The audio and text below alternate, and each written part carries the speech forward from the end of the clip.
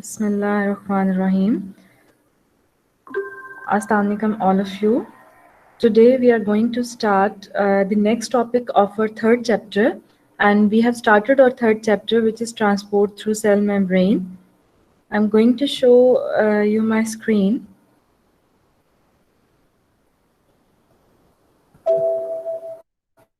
Is it visible to all of you? Yes, ma'am. Yes, ma'am. Yes, ma'am.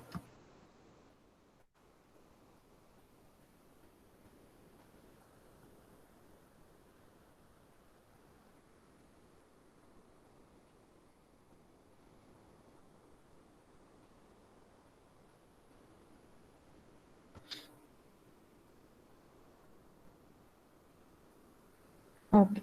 Bismillahirrahmanirrahim. Today we are going to start the next topic of our chapter, which is passive diffusion. And we have started this chapter, which is transport through cell membrane. And in this chapter, we covered the introduction of cell membrane and then some basic mechanisms of transports, which are active transport mechanisms and passive transports mechanism. Active transports mechanism जो है वो last interactive class में हमने cover किया है, जिसमें हमने समझा कि what is active transport diffusion and what are the special types of active transport diffusions. Any one of you please tell me that how many types we discuss about active transport diffusion. How many types are there? Ma'am, two types. Yeah, two types. The one is Primary active transport and secondary.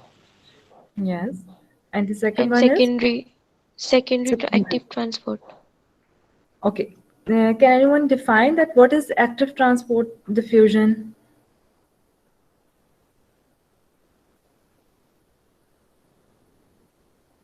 Simple. It is the movement of molecules or substances against the concentration gradient when we provide energy to it. Yes, basically it is the movement of specific type of substances, and these substances may be molecules and ions. And in active transport, this movement of these substances are against the concentration gradient, and in this specific type of transport, energy is utilized. And there is a difference between active transport diffusion with the passive transport diffusion at the level of diffusion rate. That passive transport diffusion, basically substances move along the concentration gradient, but in active transport the substances move against the concentration gradient. इसका मतलब हमने यही discuss किया था ना कि active transport के लिए कंसंट्रेशन ग्रेडियंट को मेंटेन होना जरूरी नहीं है. जरूरी नहीं है कि अब फॉर एग्जांपल अगर एक्स्ट्रा सेलुलर फ्लूइड एनवायरनमेंट से किसी सब्सटेंस ने इंट्रा सेलुलर फ्लूइड एनवायरनमेंट की तरफ आना है, तो क्या है कि वो ये देखिए अब जिस तरह here I am showing the cell membrane structure. इसमें एक आपके पास जो है एक्स्ट्रा सेलुलर फ्लूइड एनवायरनमेंट है and the other one is the intracellular fluid environment. If let's suppose I can say that अगर आप नीचे की लेयर को देखो क्या हम इसको इंट्रासेलुलर फ्लूइड एनवायरनमेंट कंसिडर कर लेते हैं, एंड ऊपर की जो लेयर है उसको आप कंसिडर कर लो एक्स्ट्रा सेलुलर फ्लूइड एनवायरनमेंट. अब फॉर एग्जांपल किसी भी मॉलिक्यूल या आयन ने मूव करना है एक्स्ट्रा सेलुलर एनवायरनमेंट से the cursor, this is the यहाँ आप सबको कर्सर नजर आ रहा है बेटा? Have you all seen this cursor? Yes, ma'am. Yes, ma'am. So basically I am indicating extracellular fluid environment. Let's suppose this is extracellular fluid environment.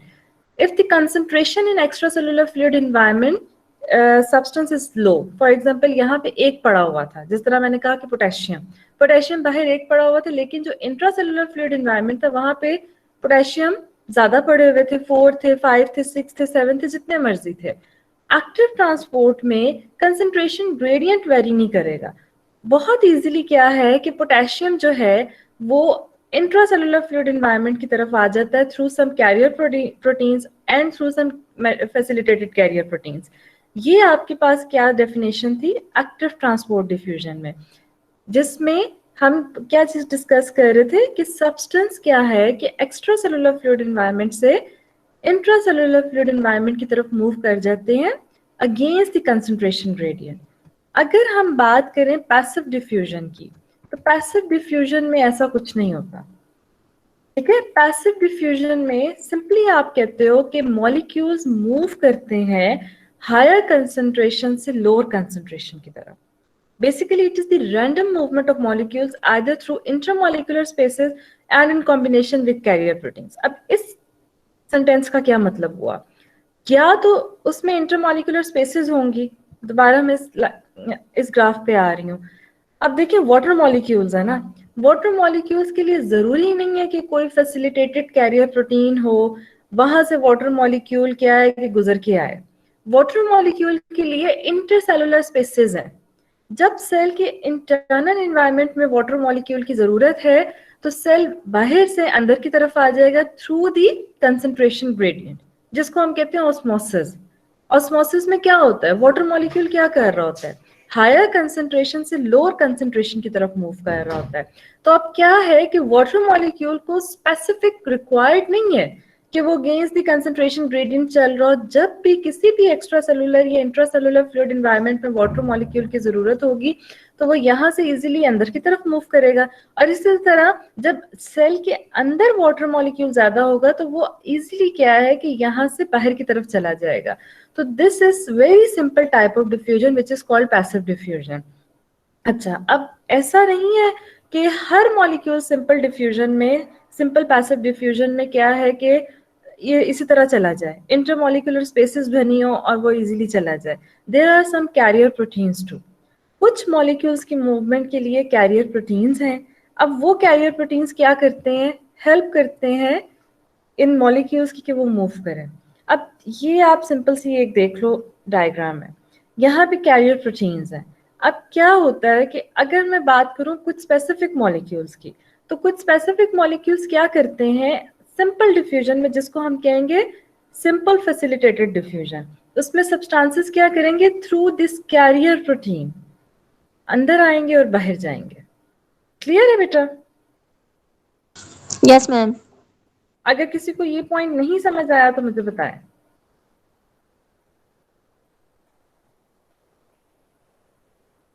Ma'am repeat करते हैं।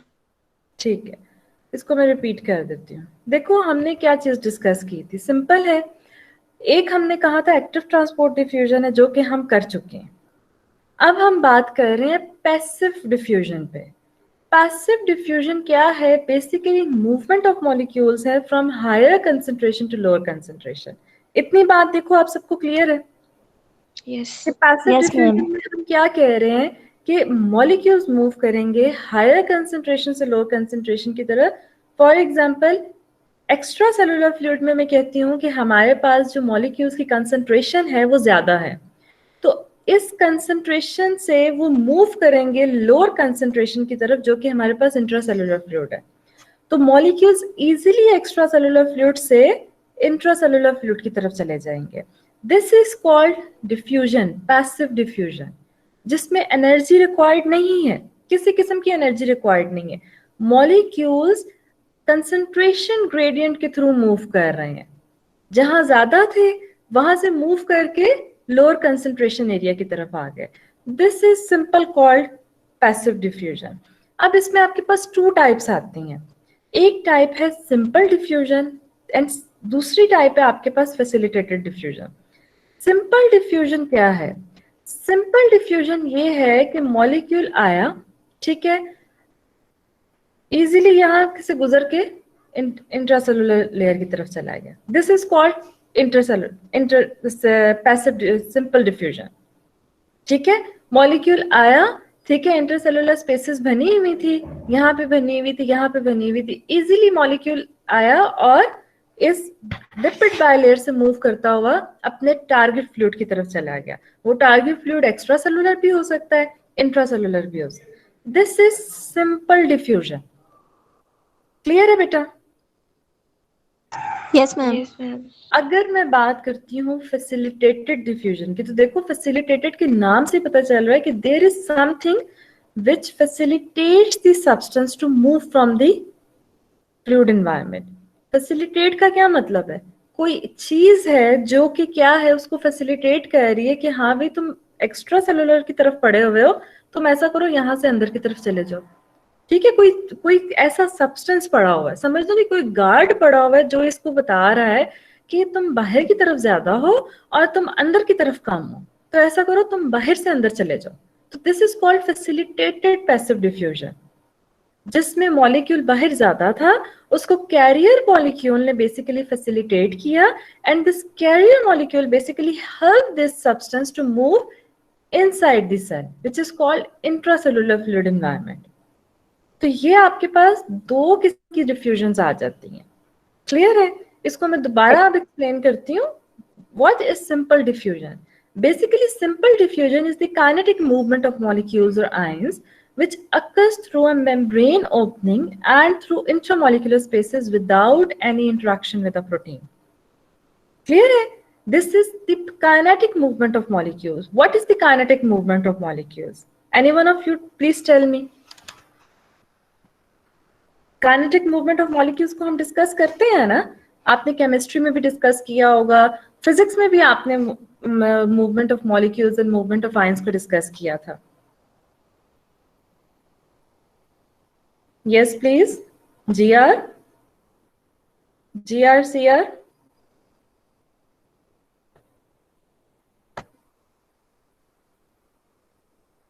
बेटा काइनेटिक मूवमेंट ऑफ मॉलिक्यूल्स आपके, जी please, your name please. Ma'am Kinza.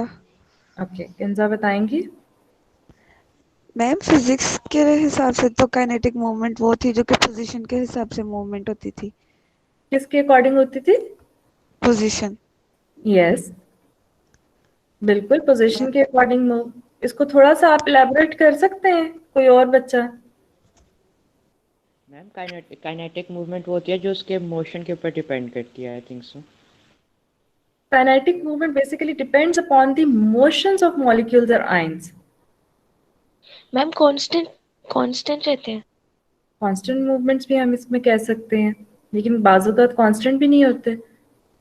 For example हम कहते हैं कि कोई एक्सटर्नल फैक्टर आ जाता है, मॉलिक्यूल्स और आयंस पे कोई एक्सटर्नल फैक्टर आ जाता है, कोई टेम्परेचर का फैक्टर आ जाता है, कोई प्रेशर का फैक्टर आ जाता है, तो कांस्टेंट तो नहीं है, रैंडम कोलिजन्स होने लग जाती है। काइनेटिक मूवमेंट्स इंक्रीज भी हो सकती है, डिक्रीज भी हो सकती है। अगर मैं आपको बायोलॉजी के अकॉर्डिंग बताऊं ना, आप डिफ्यूजन के अकॉर्डिंग अगर मैं बताऊं, तो काइनेटिक मूवमेंट ऑफ मॉलिक्यूल्स और आयंस यही है कि मॉलिक्यूल्स अपने कंसंट्रेशन ग्रेडियंट के अलोंग मूव करते हैं। Is it or not? The molecule moves faster where the concentration level of molecule or substances is higher, and molecules move slower where the concentration is low. ऐसा ही है, देखो जहां पे molecules की अमाउंट ज्यादा होगी, फॉर एग्जांपल हम कहते हैं कि we take two type of volumes. एक वॉल्यूम में हमारे पास कह लो कि 10 पास्कल प्रेशर ऑफ मॉलिक्यूल थी, ठीक है, या आयंस था, या 10 पास्कल प्रेशर ऑफ गैस थे, और दूसरे जार में हैविंग द सेम वॉल्यूम, दोनों जार्स का एक ही वॉल्यूम है, एक में आप 10 पास्कल प्रेशर ले लो, एक में आप 5 पास्कल प्रेशर ले लो, किस जार में काइनेटिक मूवमेंट ऑफ मॉलिक्यूल ज्यादा होगी? फर्स्ट वन में या सेकंड वन में, जिसमें 10 पास्कल प्रेशर था या जिसमें 5 पास्कल प्रेशर था? मैम 10 में। 10 में डेफिनेटली, क्योंकि आयंस आप ज्यादा थे, ठीक है, रैंडम मूवमेंट ज्यादा हो रही थी, कोलिजन ज्यादा हो रही थी, और मूवमेंट्स क्या थी? फास्ट हो रही थी। अगर इसी को मैं कंबाइन कर लूं, इन दोनों जार्स को कंबाइन कर लूं और इनके दरमियान में एक सेमी परमिएबल मेम्ब्रेन रख दूं, जैसे मैंने आपको लास्ट लेक्चर में ये चीज समझाई थी ना, मैं जब ऑस्मोसिस का रिएक्शन आप लोगों को करवा रही थी, ठीक है, उसमें क्या था कि मॉलिक्यूल्स हायर कंसंट्रेशन से लोअर कंसंट्रेशन की तरफ मूव करते, क्यों? क्योंकि जहां हायर कंसंट्रेशन होती है वहां पे मॉलिक्यूल्स की मूवमेंट बहुत ज्यादा होने लग जाती है। ऐसा ही था ना, वहां पे मॉलिक्यूल्स तेजी से कोलाइड करते हैं और वो कोई जगह ढूंढ रहे थे, कोई स्पेस ढूंढ रहे थे जहां से वो स्केप कर जाए। अब समझ आया ये पॉइंट आपको कि सिंपल डिफ्यूजन में क्या है? काइनेटिक मूवमेंट ऑफ मॉलिक्यूल और आयंस क्या होने लग जाती है? स्टार्ट होने लग जाती है। अब वो आपस में इतनी ज्यादा कोलिजन होती है मॉलिक्यूल और आयंस की कि वो कोशिश करते हैं कि वो पॉइंट से स्केप करें और वो दूसरी सरफेस की तरफ चले जाएं। अब एक मिनट में आपको इसका ना पिक्चर के साथ समझाती हूँ। यहाँ पे मैंने एक पिक्चर अटैच की थी, just wait for a moment.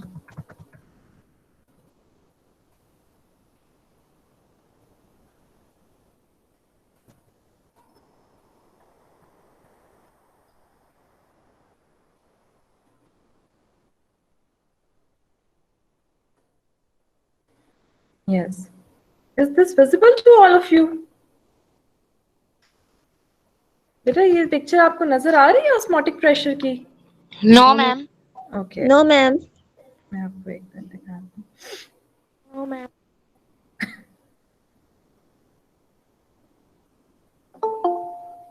Okay. Now is this visible to all of you? Yes. Yes, ma'am. Now here you can see the osmotic pressure.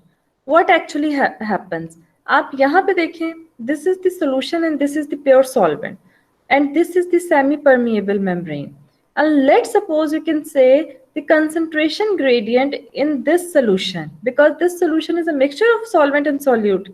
ऐसा ही है ना, अगर हम solution की definition लें तो हम ये कहते हैं ना, the mixture of solvent and solute.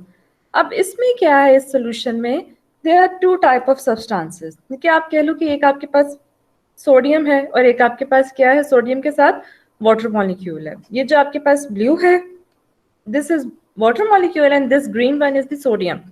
अब क्या होता है कि देखो ये इस कंपार्टमेंट में ज्यादा है, इनकी इंटर कोलिजन आपस में ज्यादा, काइनेटिक मूवमेंट ऑफ आयंस और सब्सटेंसेस जो है ना यहाँ पे ज्यादा होती जा रही है. Now they need a space to escape. अब इसमें जब कोलिजन ज्यादा होती जाएगी और क्या है कि कोलिजन के साथ जब ऑस्मोटिक प्रेशर इंक्रीज होता जाएगा तो ये क्या करेंगे कि ये कोशिश करेंगे कि ये जो मॉलिक्यूल्स है ना ये यहाँ से निकल के उस जगह पे जाएं जहाँ पे कंसंट्रेशन ग्रेडियंट लो है. अब यहाँ पे कंसंट्रेशन ग्रेडियंट लो है, जाहिर सी बात है यहाँ पे आपके पास वाटर मॉलिक्यूल नहीं है, यहाँ पे तो आपको शो हो रहा है वाटर मॉलिक्यूल, लेकिन यहाँ पे आपके पास सिर्फ सॉल्वेंट है.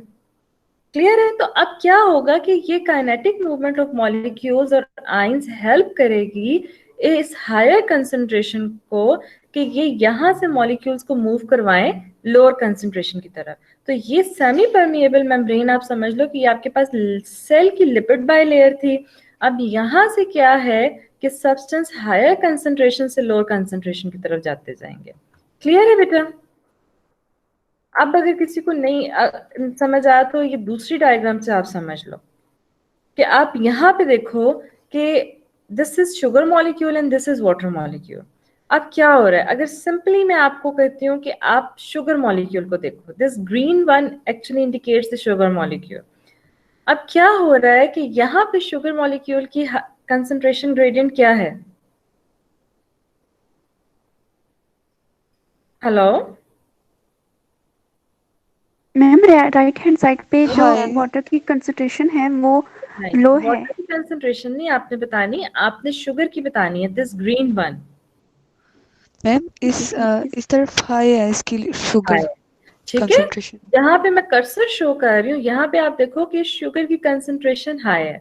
अब यहाँ पे kinetic movement of molecules of sugar higher as compare to this compartment. यहाँ पे ऐसा ही है ना, यहाँ पे तो है ही नहीं क्योंकि यहाँ पे सब्सटेंस ही नहीं है. तो kinetic molecule of ions and molecules basically creates a collision between the molecules. और अब ये क्या करेंगे कि ये यहाँ से स्केप करेंगे. तो अब स्केप करने के लिए क्या स्ट्रैटेजी यूज करेंगे कि ये हायर कंसंट्रेशन से लोअर कंसंट्रेशन की तरफ मूव करेंगे, और यही वाटर मॉलिक्यूल्स करेंगे. वाटर मॉलिक्यूल्स भी यहाँ से स्केप करने की कोशिश करेंगे क्योंकि यहाँ पे ऑस्मोटिक प्रेशर ज्यादा हो रहा है. अब इस ऑस्मोटिक प्रेशर को वो क्या करेंगे, स्केप करने के लिए इस सेमी परमिएबल मेम्ब्रेन से मूव करेंगे दूसरे सब्सटेंस की तरफ. तो this is basically simple diffusion जिसमें एनर्जी रिक्वायर्ड नहीं होती. काइनेटिक मूवमेंट ऑफ मॉलिक्यूल्स और आयंस ऑटोमेटिकली पैसिव डिफ्यूजन करवा देते हैं. क्लियर है बेटा अब ये चीज आपको? Yes ma'am.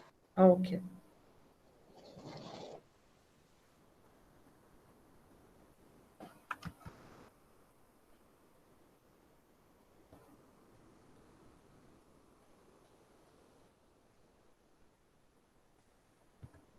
Okay, so this is all about simple diffusion.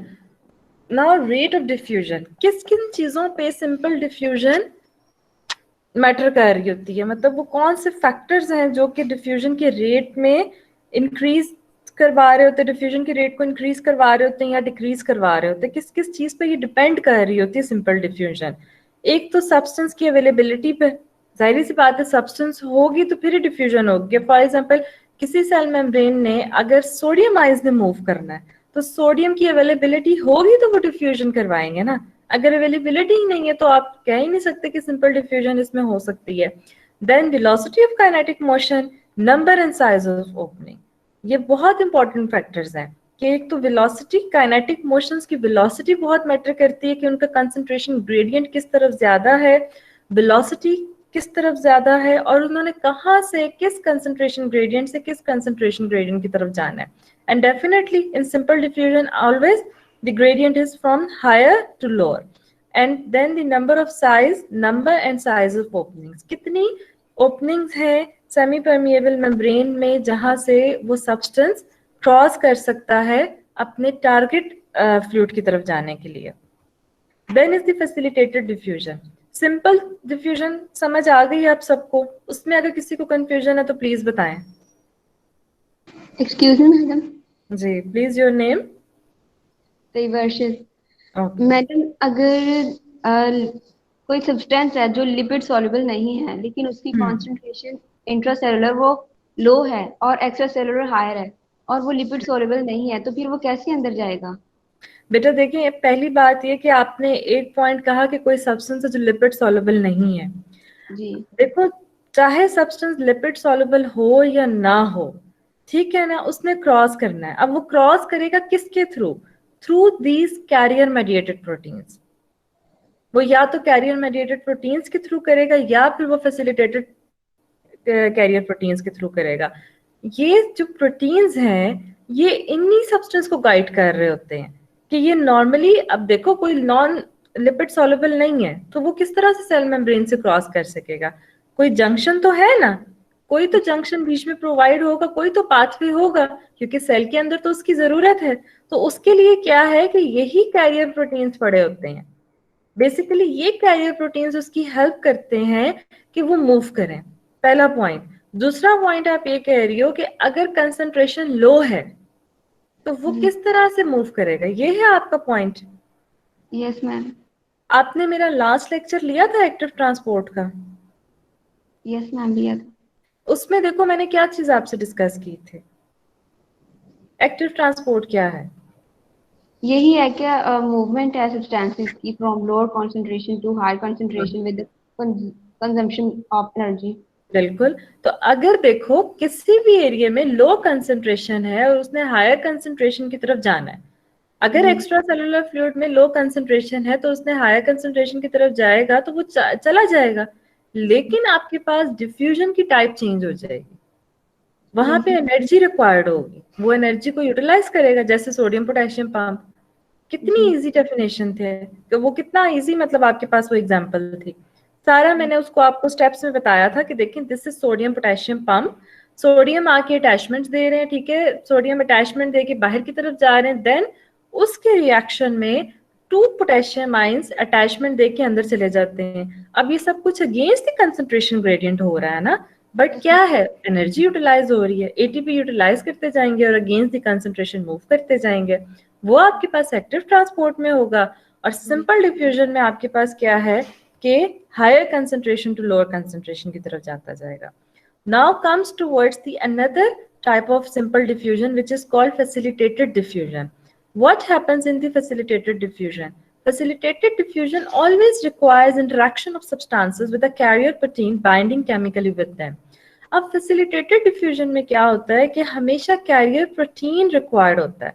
carrier protein उस substance के साथ bind करता है, chemical conformations होती हैं, chemical conformations के बाद क्या है कि वो substance जो है वो अंदर move करेगा। अब इसकी क्या वजह, यहाँ पे आए, देखो ये आपके पास चैनल प्रोटीन है, ये चैनल प्रोटीन है, आएगा, ठीक है, कोई भी सब्सटेंस है, एक्स्ट्रा सेलुलर फ्लूइड एनवायरनमेंट से इंट्रासेलुलर फ्लूइड एनवायरनमेंट की तरफ आ गया।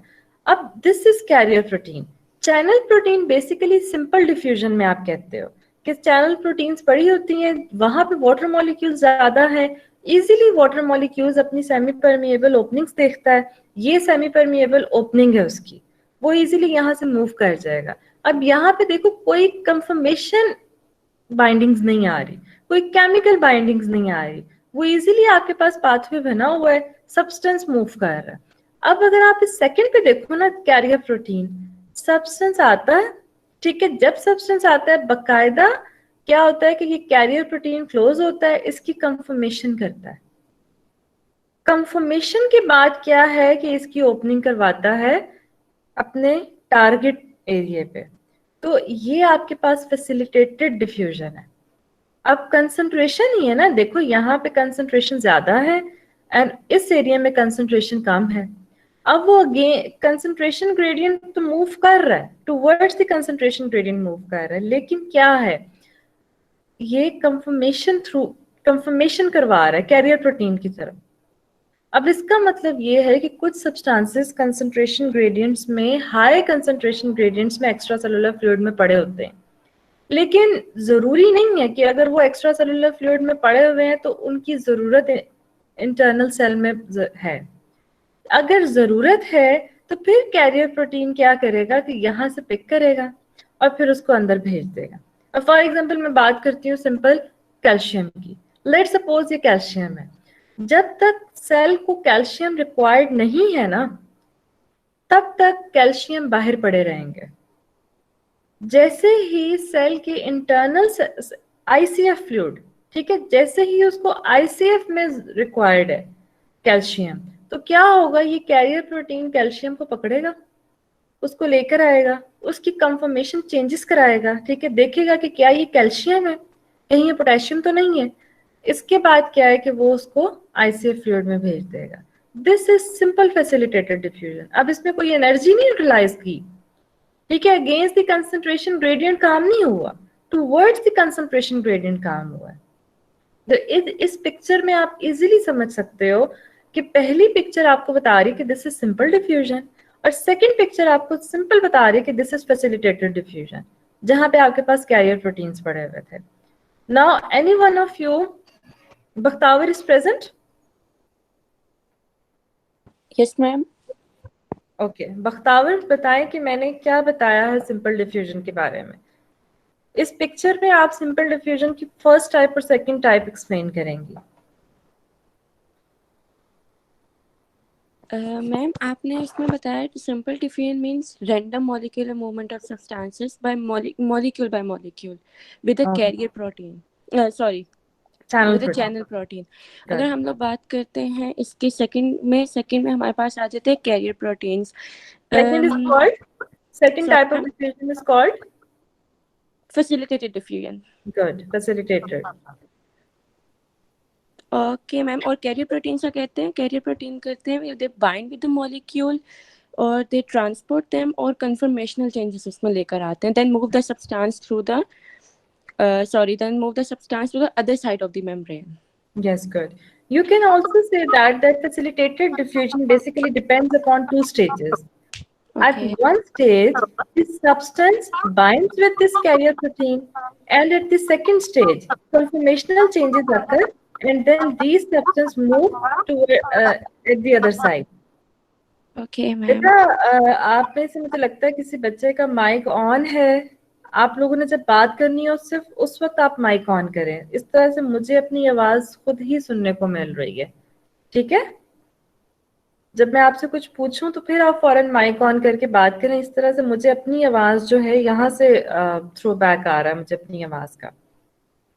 Okay, now the rate of diffusion of lipid soluble substances depends upon lipid solubility of substances. अब ये जो रेट ऑफ डिफ्यूजन है ये किन किन चीजों पे डिपेंड करता है? एक तो लिपिड सॉल्युबिलिटी पे, सेकेंडली अब कौन कौन से सब्सटेंसेस हैं जो कि लिपिड सॉल्युबिलिटी ऑफ सब्सटेंसेस दे देते हैं? Oxygen, nitrogen, carbon dioxide are lipid soluble and protein channels are insoluble substances. देखो डेफिनेट सी बात है कि अगर हम बात करते हैं कि लिपिड सॉल्युबल की, लिपिड सॉल्युबल सब्सटेंसेस वही होते हैं जो क्या है कि इस मेम्ब्रेन से इजीली पास करें, उनके साथ सॉल्युबिलिटी दें, कंफर्मेशनल चेंजेस दें और फिर ये पास कर दें। अब ये जो कैरियर प्रोटीन की जो नेचर है ना, वो प्रोटीन है, जाहिर सी बात है अगर वो लिपिड नेचर होती तो अगर टेम्परेचर ज्यादा होता, ठीक है, तो क्या होता, डीनेचुरेशन हो जाती।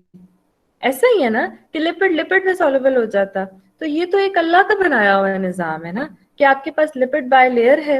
लिपिड बायलेयर में क्या है कि कैरियर प्रोटीन्स पड़े हुए हैं जो कि इनसॉल्युबल है टू लिपिड। अब यहाँ से क्या है कि लिपिड प्रोटीन्स मूव कर सकते हैं। अब लिपिड प्रोटीन्स क्यों इन कैरियर प्रोटीन्स के थ्रू मूव कर रहे हैं? Because they are insoluble in protein, they easily make some conformational changes and they move towards the target organ. Clear है ये चीज? Now, water molecules are highly insoluble through lipid layers. बिल्कुल सही बात है। अब वाटर मॉलिक्यूल्स कहीं पे भी हमने ये नहीं पढ़ा कि वो लिपिड सॉल्युबल है। वाटर मॉलिक्यूल्स है आपके पास, इनसॉल्युबल है लिपिड में, वो इजीली पास करेंगे लिपिड बायलेयर से कंसंट्रेशन ग्रेडियंट के along, can pass easily through protein channels. Other molecules having small size can also pass easily through channels. Now here's another picture of passive transport diffusion, and here you can see the two types of simple diffusions. The first one is the simple diffusion and the second one is the facilitated diffusion. Here you can see that these channel proteins are located, and these channel proteins basically help these substances to move from one environment to another environment. You can say this is the extracellular environment and this is the intracellular environment. Now what happened in this and this? There are some substances, for example, like water molecules. They are insoluble in lipid layer. They can easily pass through these layer. ठीक है, water molecule के पास ये ability है कि वो lipid bilayer से सिर्फ वो क्या है कि इंटरसेलुलर स्पेसेस देखता है। दीज आर इंटरसेलुलर स्पेसेस, ऐसा ही है ना, या कि सॉरी सेमी परमिएबल स्पेसेस।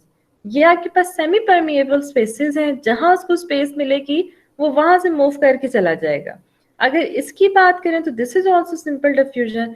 अगर हम बात करते हैं किसी और सब्सटेंस की, ठीक है, जो यहाँ से तो मूव नहीं कर सकता लेकिन चैनल प्रोटीन उसकी हेल्प करता है कि वो इजीली मूव करे, this is simple diffusion. And in facilitated diffusion what actually happens, carrier proteins catches this substance, ठीक है, इसके बाद make some conformational changes and then allow this substance to move in the target organ. This is facilitated diffusion. And what is uniport? In last lecture, I've explained the concept of uniport. Yes, Arij Naeem, are you there? Arij Naeem is present today.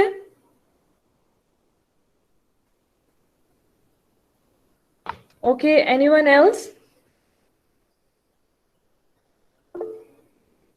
Yes, ma'am. Yes, your name please. Diversions. Yes, please uniport बताएं कि what is uniport? Uniport है कि जो one substance move करता है across the membrane, एक ही direction में, एक ही डायरेक्शन में, ठीक है। Uniport is movement of only one substance. And uniport के साथ मैंने आपको सिम्पोर्ट पढ़ाया था और एंटीपोर्ट पढ़ाया था। सिम्पोर्ट है वो टू मॉलिक्यूल्स की डायरेक्शन मूव करवाता है एक ही डायरेक्शन में, और जो एंटीपोर्ट है वो टू मॉलिक्यूल्स की मूवमेंट करवाता है अपोजिट डायरेक्शन में। Can you give the example of symport? Symport ma'am action potential membrane में होता है ऐसे। Action potential membrane and the simply you can see the sodium potassium channel. Sodium potassium, sodium potassium में तो symport है ना, एक आ रहा है एक जा रहा है। जी जी, clear? Okay, now come towards the another definitions of protein channels: selectively permeable and open and closed, ungated and gated channels. अच्छा, अब क्या है हमारे पास? Diffusion through protein channels. ये जो डिफ्यूजन है ना आपके पास, जो पैसिव डिफ्यूजन में आपने डिस्कशन की, सिंपल डिफ्यूजन है आपके पास। सिंपल डिफ्यूजन के बाद क्या है कि फैसिलिटेटेड डिफ्यूजन है। इसमें कुछ स्पेसिफिक गेट्स होते हैं और इन गेट्स को क्या है कि बेसिकली इन गेट्स की जो नेचर है वो प्रोटीन है। अब ये जो प्रोटीन चैनल्स हैं इसमें आपके पास दो किस्म के गेट्स होते हैं, एक आपके पास ओपन गेटेड चैनल्स होते हैं और एक आपके पास क्लोज गेटेड चैनल्स होते हैं। आप कह सकते हैं कि आपके पास these are some gate channels, ठीक है। ये जो गेट चैनल्स हैं ये सब के सब आपके पास किस में होते हैं, प्रोटीन नेचर में होते हैं, सेमी परमिएबल होते हैं। अब अगर तो ये गेट्स क्लोज हैं, फॉर एग्जांपल किसी सब्सटेंस ने मूव नहीं करना, this one is close, this one is close, तो हम इसको कहेंगे क्लोज गेटेड चैनल्स। जैसे ही यहाँ से किसी सब्सटेंस ने पास करना होगा, ठीक है, फॉर एग्जांपल यहाँ से किसी सब्सटेंस ने पास करना है, तो यही क्लोज गेटेड चैनल्स जो हैं आपके पास ओपन हो जाएंगे, और इन चैनल्स को आप कहोगे कि these are open gated channels.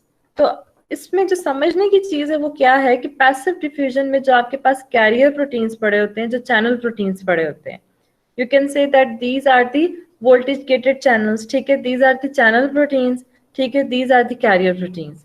अब ये हर वक्त खुले नहीं होते, ये तभी ओपन होंगे जब कोई सब्सटेंस यहाँ पे आएगा या किसी सब्सटेंस की कंसंट्रेशन ग्रेडियंट यहाँ पे ज्यादा होगी और उसने मूव करवाना होगा। जब ये क्लोज है तो उस वक्त हम कहेंगे these are the close gated channel, और जब ये ओपन है तो फिर हम इनको कहेंगे कि now they allow some specific substance to move in the another compartment and these are called open gated channel. अच्छा, अब आपके पास जो ये गेट्स हैं ये 3 टाइप्स के होते हैं। एक आपके पास वोल्टेज गेट है, दूसरा आपके पास लाइगेंड गेट है, एंड तीसरा आपके पास है मैकेनिकली गेट। ये आपके पास बाय शेप डिफरेंट होते हैं। लाइगेंड गेट आपके पास एक्स्ट्रा सेलुलर फ्लूइड एनवायरनमेंट में भी है। अगर आपके पास एक्स्ट्रा सेलुलर फ्लूइड एनवायरनमेंट की तरफ उसकी ओपनिंग शो हो रही है और क्लोजिंग शो हो रही है, तो आप कहोगे ligand gate of extra cellular ligand, ठीक है, ligand gate extra cellular ligand. और अगर आपके पास इसी कैरियर प्रोटीन या चैनल प्रोटीन का जो गेट है वो इंटरनल एनवायरनमेंट की तरफ है, ठीक है, इंटरनल सेलुलर फ्लूइड की तरफ है, तो आप कहोगे ligand gate intracellular ligand gate, ठीक है, intracellular, depending upon the opening and closing. जहां पे इसका ओपनिंग एंड क्लोजिंग फेस है ना, उसके अकॉर्डिंग आप इसको नेम देते हो। अगर तो ये आउटसाइड है तो this is called extra cellular, अगर तो ये इनसाइड है तो this is simply called intracellular. Clear है बेटा? ये is this clear to all of you? Yes ma'am. Yes, ma'am. ठीक है, याद रखना कि आपके पास गेट 3 टाइप्स के होते हैं। कितने टाइप्स के होते हैं? 3 types. यस, वो तो मैंने बता दिया। Anyone please name the gates. Voltage gated channels, ligand Good. gated channels, and mechanically gated channels. गुड। 3 टाइप्स ऑफ गेट्स, जिसमें पहला वोल्टेज है, दूसरा आपके पास लाइगेंड गेटेड है, and third one is the mechanical gated. Now the selective permeability, protein channels are highly selective, ठीक है। अब क्या है कि बेसिकली ये जो लिपिड प्रोटीन लेयर है ना, जो मैंने आपको पहले ही ये चीज दिखा दी थी, इसका मकसद क्या था, ये देखें, ये आपको सिर्फ थोड़ा सा रिमाइंडर देना था जो हमने फर्स्ट लेक्चर में पढ़ा था कि जो आपके पास सेल मेम्ब्रेन है ना, ये क्या है, लिपिड इन नेचर है। अब ये कुछ सब्सटेंसेस को तो अलाउ करता है कि ये अपने लिपिड नेचर से डायरेक्टली मूव करें, जैसे कि वाटर मॉलिक्यूल, लेकिन अगर कोई ऐसा सब्सटेंस है जो कि लिपिड नेचर में है तो वो क्या करेगा, कैरियर प्रोटीन्स के थ्रू मूव करेगा। फिर हमने इसके अलावा इसमें चार्ज की भी बात की थी कि इनसाइड द सेल हमारे पास चार्ज क्या होता है, इनसाइड द सेल मेम्ब्रेन हमारे पास चार्ज क्या होता है, मैम नेगेटिव। Negative, good. और आउटसाइड द सेल हमारे पास पॉजिटिव चार्ज होता है। This is because of the sodium and potassium. Sodium बाहर ज्यादा होते हैं, 3 सोडियम्स बाहर जा रहे होते हैं और 2 सोडियम्स हमारे पास अंदर आ रहे होते हैं। मैम 2 सोडियम के पोटेशियम। 3 सोडियम्स बाहर जा रहे होते हैं, 3 सोडियम्स, यस मैम, और 2 2 पोटेशियम हमारे पास अंदर आ रहे होते हैं। मतलब ये कि 3 पॉजिटिव चार्ज अगर बाहर जा रहे हैं और अंदर सिर्फ 2 आ रहे हैं तो इसका मतलब एक ही कमी रह गई। तो इस वजह से यहाँ पे जो नेगेटिव आयन है ना वो क्रिएट होता है inside the cell membrane. Clear है? तो इसमें ये सब चीजें थोड़ी सी रिपीट हो रही है। Protein channels are highly selective and they result from diameter, shape, nature of change and chemical bonds. सबसे इसमें जो इजी एग्जांपल है that is the sodium channel. अब देखो जो चैनल है ना उसका डायमीटर, शेप, नेचर, चार्ज और केमिकल बॉन्ड वेरी करता है, जस्ट लाइक दिस। अब देखो कुछ आपके पास चैनल्स जो हैं वोल्टेज गेटेड टाइप के होते हैं, कुछ आपके पास ligand gate और कुछ आपके पास mechanically gated है। तो ये जो channels हैं ये defined है according to their work। कहीं पे mechanically gated required होते हैं, कहीं पे ligand होते हैं, कहीं पे voltage होते हैं। Okay, they are negatively charged, specifically selective for sodium. हाँ, ये बहुत important चीज है कि they are negatively charged and they are very very selective for sodium. Why selective for sodium? क्योंकि सोडियम ने ये जो पॉजिटिव और नेगेटिव आयन है ना ये क्रिएट करना होता है। अगर सोडियम थोड़ा सा भी आगे पीछे हो जाए तो क्या है कि ये आपके पास आयंस जो हैं, आयंस का ग्रेडियंट चेंज होने लग जाता है, फौरन से चेंज कर देंगे खुद को। क्लियर है बेटा? Now the potassium channels. अब जिस तरह सोडियम चैनल्स है वैसे पोटेशियम चैनल्स भी है। इनका जो डायामीटर है, साइज है, it is about 0.3 to 0.3 nanometer. No charge. अच्छा, अब पोटेशियम ने किसी चार्ज को वेरी नहीं करना। ऐसा नहीं है कि potassium is responsible for the charge outside and inside of the cell membrane. Do not pull potassium ions. Smaller hydrated potassium can move easily through these channels. अच्छा, अब पोटेशियम में क्या है कि पोटेशियम सिर्फ एक्शन, ठीक है, सोडियम पोटेशियम पंप है, एक्टिव ट्रांसपोर्ट के थ्रू मूव तो करता है, लेकिन potassium channel are actually not responsible for any type of charge. ठीक है, उन्होंने किसी किस्म की चार्ज को मेंटेन नहीं करना सेल मेम्ब्रेन के लेवल पे। Getting off channels. Actual gate-like extensions of transport proteins can either close and open the channels due to conformational changes in it. अच्छा बेटा, अब ये सारी चीज रिपीट हो रही है जो मैंने आपको बताई है। यहाँ पे वोल्टेज गेट की बात होगी। वोल्टेज गेट तो जाहिर सी बात है इलेक्ट्रिकली चार्ज है, ठीक है, चैनल प्रोटीन्स है। वोल्टेज गेट को हम नॉर्मली कहते हैं चैनल प्रोटीन्स। इसके बाद केमिकल गेटेड चैनल्स हैं आपके पास जो कि कंफर्मेशनल चेंजेस कहते हैं, जिस कंफर्मेशनल चेंजेस करती हैं। केमिकल गेटेड चैनल्स की बात आएगी तो सिंपल आपके पास आ जाएगी कैरियर प्रोटीन्स की बात होगी। कैरियर प्रोटीन्स जो कि सब्सटेंस को ले रहे हैं, सब्सटेंस की कंफर्मेशनल चेंजेस कर रहे हैं और फिर उस सब्सटेंस को अलाउ कर रहे हैं कि वो अपने टारगेट ऑर्गन की तरफ जाएं। Then again the repetition of facilitated diffusion, ये मैंने आपकी आसानी के लिए लिखा है, थोड़ा थोड़ा कॉन्सेप्ट लेकर गाइटन से और जेपी से। ठीक है, यहाँ से भी पढ़ो, फिर आप बुक से भी पढ़ो, आपके लिए ईजी हो जाएगा। Again, the repetition of facilitated. Now factors. Factors are very very important. अब क्या है कि concentration difference पे मैटर कर रहा होता है। जब तक concentration gradient नहीं मेंटेन होता तब तक passive diffusion नहीं हो सकती। जब तक concentration gradient नहीं मेंटेन होगा, फॉर एग्जाम्पल अगर मैं आपसे कहती हूँ कि दोनों तरफ concentration gradient equal है तो फिर क्या होगा?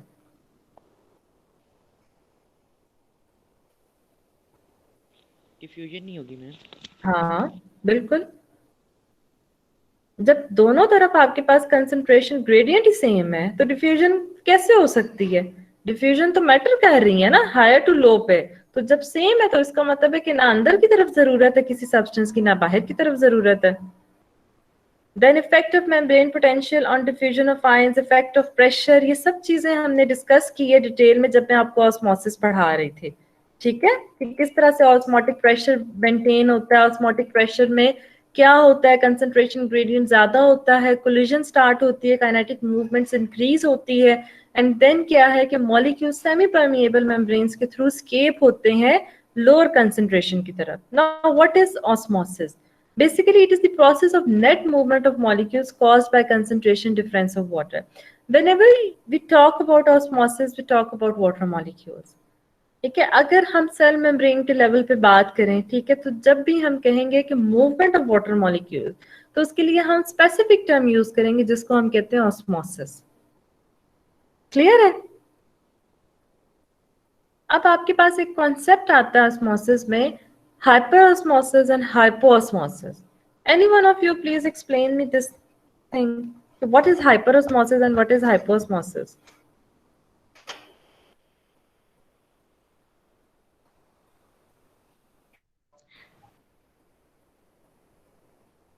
Yes, please. Any one of you? हाइपोosmosis हाइपोosmosis वो है जिसमें आई थिंक वाटर की जो है कंसंट्रेशन ज़्यादा हो जाती है और सॉल्ट्स कम हो जाते हैं, तो सेल जो है नहीं, हाइपर ऑस्मोसिस में ये होता है कि सॉल्ट की कंसंट्रेशन ज्यादा हो जाती है और अंदर वाली साइड पे, और पानी कम हो जाता है, वाटर कम हो जाता है और सॉल्ट की कंसंट्रेशन ज्यादा हो जाती है सेल के इनसाइड, और आउटसाइड जो है वाटर कंसंट्रेशन ज्यादा हो जाता है। इसमें कोई और बच्चा कुछ ऐड करना चाहे हाइपर और हाइपो में? मैम हाइपर कंसंट्रेशन में सेल के अंदर वाटर की जो कंसंट्रेशन होती है वो ज्यादा हो जाती है, जिसकी वजह से Yes. सेल स्वेल हो जाता है। एंड हाइपो में सेल के अंदर कंसंट्रेशन वाटर की कम हो जाती है, जिसकी वजह से सेल श्रिंक हो जाता है। वेरी गुड बेटा। बेसिकली ये जो टर्म है ना हाइपर एंड हाइपो, इसको समझ लो, क्योंकि अब आगे आपने बहुत सी ऐसी डिजीजेस को पढ़ना है, बहुत सी ऐसी कंडीशंस को पढ़ना है। जिस तरह मैंने आपको फर्स्ट चैप्टर में कॉन्सेप्ट पढ़ाया था, हाइपरप्लेजिया एंड हाइपोप्लेजिया, याद है आपको? मैंने एक कॉन्सेप्ट पढ़ाया था हाइपरप्लेजिया का, जब हम मसल के लेवल की बात कर रहे थे, एट्रोफी को डिस्कस कर रहे थे, फिर मैं हाइपरप्लेजिया की बात कर रही थी, जब मैं हाइपोट्रोफी की बात कर रही थी। भूल गए बिल्कुल सब कुछ? जी मैम याद है, उसमें मसल जो होता है वो बड़ा हो जाता है, मतलब थोड़ा सा साइज में। हाइपर और में या हाइपो में? हाइपर में। गुड। जब भी आप इस कॉन्सेप्ट की बात करते हो ना, हाइपर की या हाइपो की, हाइपर का मतलब होता है कि कोई अमाउंट है जो कि ज्यादा हो गई है, हाइपो का मतलब होता है कि कोई चीज है जो कि कम हो गई है। अब हम बात कर रहे थे ऑस्मोसिस की। ऑस्मोसिस में हमने क्या चीज डिस्कस की थी कि basically we talk about the water molecule. ऐसा ही है ना कि हम ऑस्मोसिस में वाटर मॉलिक्यूल की मूवमेंट की बात कर रहे हैं। सिंपल अगर हम बात करें कि वाटर मॉलिक्यूल की मूवमेंट को, फ्रॉम कंसंट्रेशन ग्रेडियंट को, हम तो ऑस्मोसिस कहेंगे। तो अगर ऑस्मोसिस के साथ ही मैं ऑस्मोसिस की कंडीशंस रख देती हूँ, मैं कहती हूँ कि हाइपर ऑस्मोसिस और हाइपो ऑस्मोसिस, तो उसमें आपने सॉल्ट को नहीं आपने रखना, आपने रखना वाटर मॉलिक्यूल को ही है। जो आपका ऑस्मोसिस है वो क्या है? वो है ही वाटर। तो अब अगर मैं हाइपर ऑस्मोसिस की बात कर रही हूँ, तो आपने वाटर के लेवल पे डिस्कस करना है, आपने सॉल्ट के लेवल पे डिस्कस नहीं करना। ठीक है, सिंपल। अब मैं आपको ये चीज समझाती हूँ इस डायग्राम से। वैसे इस डायग्राम में कहीं पे हाइपर और हाइपो का कॉन्सेप्ट नहीं है, बट स्टिल मैं आपको थोड़ा सा इस कॉन्सेप्ट क्लियर करने के लिए कि देखो अब क्या है कि अगर मैं कहती हूँ कि आपके पास this is water plus salt and this is only salt. अब यहाँ पे क्या है कि देखो, अगर आप इसका प्रेशर देखो, ठीक है, सॉरी, अगर इसका वॉल्यूम देखो तो ज्यादा है, तो इसका मतलब क्या है कि यहाँ पे जो वाटर मॉलिक्यूल है वो भी ज्यादा है। ऐसा ही है ना, वाटर प्लस सॉल्ट, और यहाँ पे वाटर ज्यादा है। इस एरिया में सॉल्ट के साथ जो वाटर है वो ज्यादा है, तो दिस इज कॉल्ड हाइपरऑस्मोसिस। ठीक है, इस कंपार्टमेंट में वाटर की जो रेशियो है वो ज्यादा है, दिस इज कॉल्ड हाइपरऑस्मोसिस, जहाँ पे वाटर मॉलिक्यूल ज्यादा है। अब ये जो एरिया है, यहाँ पे वाटर मॉलिक्यूल्स कम है एज कंपेयर टू दिस। ऐसा ही है ना, यहाँ पे वाटर मॉलिक्यूल्स कम है as compare to this area, तो इसका मतलब है कि दिस इज हाइपोऑस्मोसिस। यहाँ पे वाटर का कंसंट्रेशन कम है तो दिस इज हाइपोऑस्मोसिस, यहाँ पे वाटर की कंसंट्रेशन ज्यादा है तो दिस इज हाइपरऑस्मोसिस।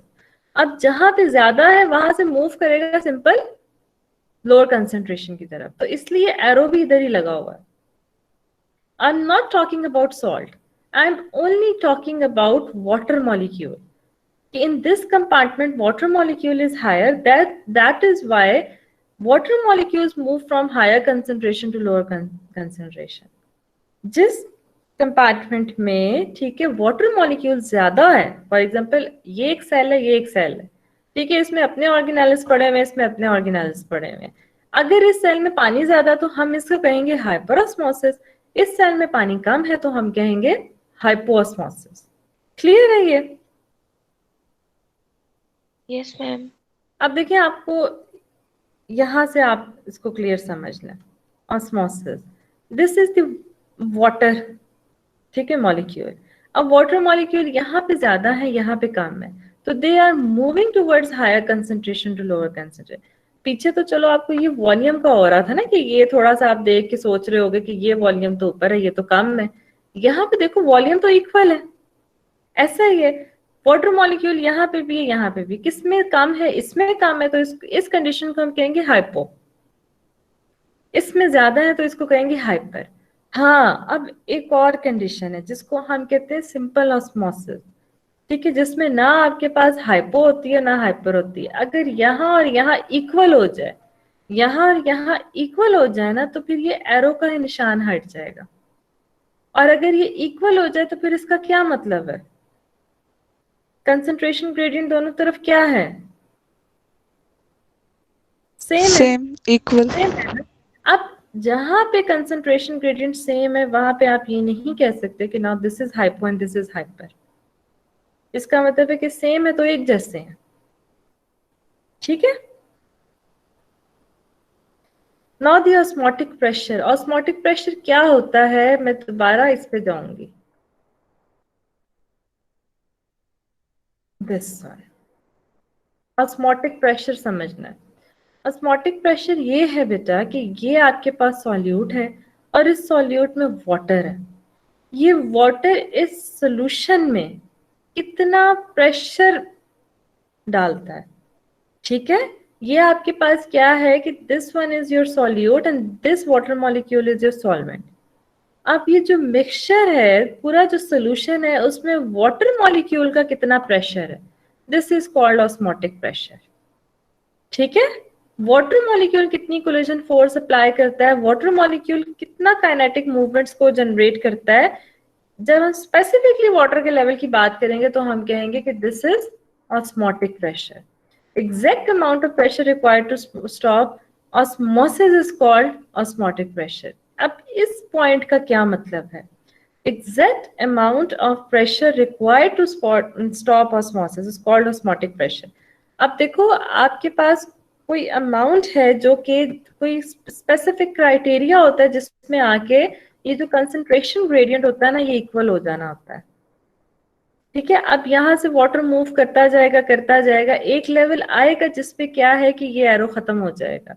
वो लेवल जिस पे ये एरो खत्म हो जाएगा और फर्दर प्रेशर नहीं अप्लाई हो सकेगा कि वाटर एक कंपार्टमेंट से दूसरे कंपार्टमेंट की तरफ मूव करे, तो उसको हम कहते हैं ऑस्मोटिक प्रेशर।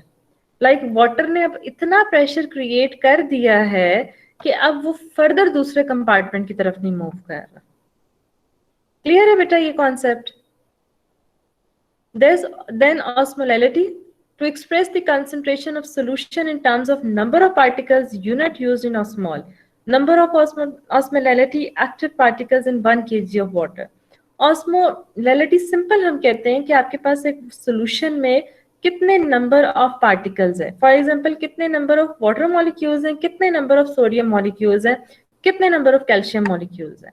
जब आप डिफरेंट इन तीन सब्सटेंसेस को कैलकुलेट करते हो तो उसको हम कहते हैं ऑस्मोलैलिटी, कि इस सॉल्यूशन में आपके पास जो सॉल्वेंट था, लेट सपोज वो वाटर है, तो वाटर के अंदर जो सॉल्यूट है वो कितना है, चाहे वो सोडियम का है, पोटेशियम का है, कैल्शियम का है।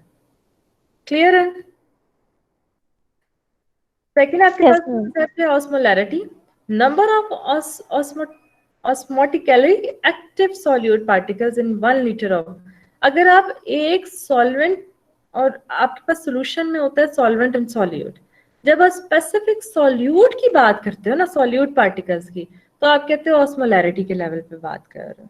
लेकिन जब आप ओवरऑल सॉल्यूट और सॉल्वेंट सब पार्टिकल्स की बात करते हो तो फिर आप ऑस्मोलैरिटी की बात करते हो, ठीक है। ये इसमें बस इतना सा डिफरेंस है ऑस्मोलैरिटी और ऑस्मोलैरिटी में। अच्छा, अब मुझे आप ये बताएं कि इस टॉपिक में से किसी को कुछ नहीं समझ आया तो प्लीज। मैम ये ऑस्मोलैरिटी और ऑस्मोलैलिटी का डिफरेंस फिर से बता दें। ऑस्मोलैरिटी सिंपल आपके पास ये है कि आपके पास for example 1 litre of water है, उसमें आप सॉल्यूट पार्टिकल्स की जब बात करते हो, जब आप स्पेसिफिकली सॉल्यूट पार्टिकल्स की बात करोगे तो दिस इज कॉल्ड ऑस्मोलैरिटी। और जब आप स्पेसिफिकली बात करते हो एक सॉल्यूशन के अंदर सॉल्यूट प्लस सॉल्वेंट, ठीक है, सॉल्यूट प्लस सॉल्वेंट की बात करोगे तो फिर आप ऑस्मोलैरिटी की बात करोगे कि आपके पास 1 kg ऑफ वाटर है, इसमें आपके पास कितना कैल्शियम है, कितना मैग्नीशियम है, कितना सोडियम है। आप हर अमाउंट की बात करोगे। फॉर एग्जांपल आपने 1 स्पून इतनी डाल दी, 1 स्पून आपने नमक की डाल दी, 1 स्पून आपने शुगर की डाल दी, तो दिस इज कॉल्ड ऑस्मोलैरिटी, कि आप हर कंपाउंड की वो अमाउंट की बात कर रहे हो। क्लियर है? Yes, ma'am. Okay, so beta, this is all about our third chapter of transport mechanisms. And in this chapter, we cover active transport mechanism, passive transport mechanism, and then the concept of osmosis.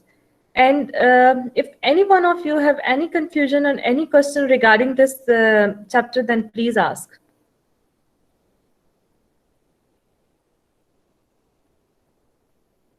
Okay, it means that all of you are clear with this chapter. Inshallah, next week we will start on fourth chapter, which is about homeostasis.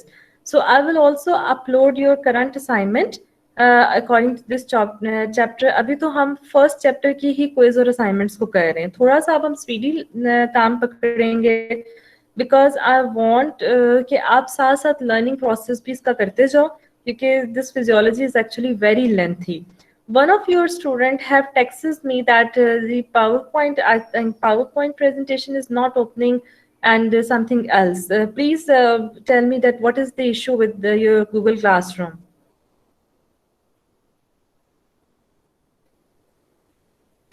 किसी की assignment नहीं खुल रही या किसी की कोई presentation नहीं खुल रही तो प्लीज मुझे बताएं. मैडम प्रेजेंटेशन की समझ नहीं आ रही है, वो कैसे करनी है? ओके, प्रेजेंटेशन किस तरह से करनी है? I have given you my PowerPoint presentations, ठीक है? Now your target is what? You have to read it, you have to learn the concepts, okay? When you have your PowerPoint presentation, in this Friday or tomorrow? Okay, tomorrow you have your PowerPoint presentation. What I simply did, I generally allocate the students. For example, let's suppose I can say Mohsin start the today's topic. Mohsin start करेगा बिल्कुल इस तरह से जिस तरह से मैं खुद आपको पढ़ा रही होती हूँ. मैं randomly students को allocate करती जाऊंगी. For example, मैं कहूँगी कि Areej now it's your turn. हो सकता है कि मोहसिन फर्स्ट टू स्लाइड्स को एक्सप्लेन करे तो थर्ड स्लाइड पे मैं अरीज को कह दूं कि अरीज आप बताएं. आफ्टर अरीज में भी मैं कहूँ कि जी तुबा आप बताएं, ठीक है? फिर मैं बख्तावर को असाइन करूँ कि ठीक है. मतलब आप सबकी हर स्लाइड पे ग्रिप होनी चाहिए. आप ये समझ लें कि ये आपका एक ऑरल टेस्ट है.